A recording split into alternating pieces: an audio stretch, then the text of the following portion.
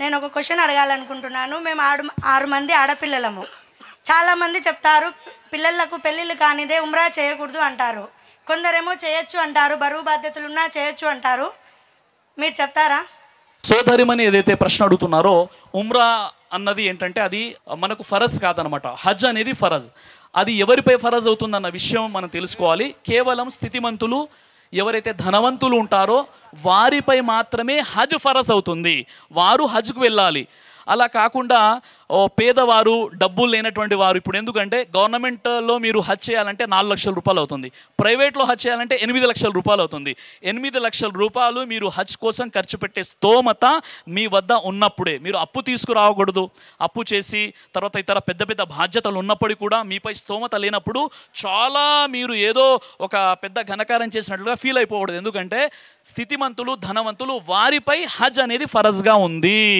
అయితే హజ్ ఎప్పుడైతే ఫరజ్ అవుతుందో దానితో పాటు కొన్ని బాధ్యతలు ఇంట్లో ఉంటాయి. ఆ బాధ్యతలను పూర్తి చేసే వెళ్ళాలి అనే రూల్ లేదు. ఎందుకంటే ఇక్కడ మీకు హజ్ అనేది ఫరజ్ ఎప్పుడైంది? మీరు ధనవంతులు, మీ వద్ద ధనం ఉంది, స్థితిమంతులు కాబట్టి. ఆ టైంలో లేదండి పిల్లలు 10 మంది ఉన్నారు, వారు మ్యారేజ్ చేయాలి, లేదా మా పిల్లలు చదువుకున్నారు, వారు డాక్టర్లు, ఇంజనీర్లు అయిపోయిన తర్వాత వెళ్ళాలనుకుంటే అప్పటి వరకు మనం బ్రతికుంటామో లేదో మనకే తెలియదు. కాబట్టి హజ్ చేయడానికి కావాల్సినటువంటి విషయం ఏంటంటే మీరు ధనవంతులై ఉండాలి, అంటే మీరు స్థితిమంతులై ఉండాలి. ఆ యొక్క కేపబుల్ పర్సన్స్ మీరు అయి ఉంటే మీరు ఇన్షాల్లా హజ్కు వెళ్ళి రావచ్చు. కొన్ని బాధ్యతలు ఉంటాయి. ఇంట్లో అందరి పెళ్ళిళ్ళు అయిపోయిన తర్వాత వెళ్ళాలనడానికి ఎలాంటి ఆధారం లేదు. పెళ్ళిళ్ళకు హజ్కు వెళ్ళి రావడానికి ఎలాంటి సంబంధం లేదు. ఎందుకంటే హజ్ వెళ్ళడానికి డబ్బులతో సంబంధం ఉంది తప్ప ఇంట్లో పెళ్ళిళ్ళు చేసి వెళ్ళాలని ఎక్కడ కూడా లేదు. అప్పు చేసి వెళ్ళకూడదు. అయితే ఉమ్రా ఏదైతే ఉందో ఉమ్రా 80,000 నుండి 1 లక్ష రూపీస్లో ఉమ్రా అయిపోతుంది అల్హమ్దుల్లా. కాబట్టి ఉమ్రా చేయాలి అనుకున్నప్పుడు మీరు అల్హమ్దుల్లా మీరు వెళ్ళి ఉమ్రా చేసి రావచ్చు. ఎందుకంటే తక్కువ ఖర్చులో, ఎందుకంటే అల్లా యొక్క గృహాన్ని చూడాలని మనం అనుకుంటూ ఉంటాం. అల్హమ్దుల్లా ఆ యొక్క అనుభూతి వేరు. అక్కడికి వెళ్తే విశ్వాసం పెరుగుతుంది.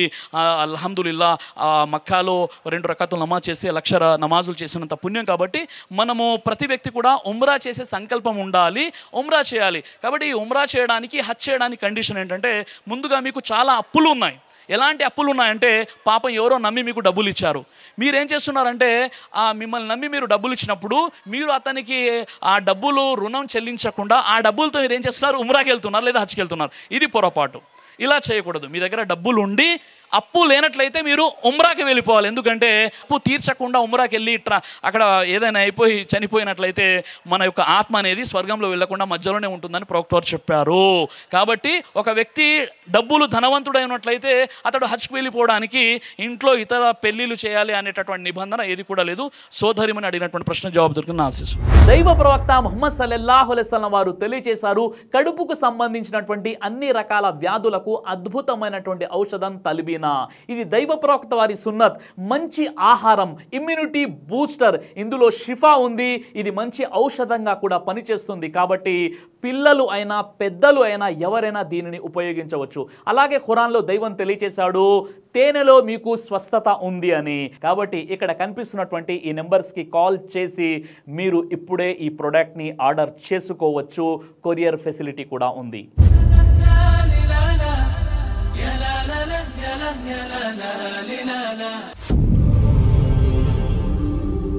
బ్రదర్ సిరాజ్ అని యూట్యూబ్ ఛానల్ని మీరు సబ్స్క్రైబ్ చేసినట్లయితే ఇన్షాల్లా దేవచిత్తం అయితే మీకు వీడియోస్ వస్తుంటాయి. అదేవిధంగా బ్రదర్ సిరాజ్ అనేటటువంటి ఫేస్బుక్ని కూడా లైక్ చేయడం వల్ల మీకు వీడియోస్ వస్తుంటాయి.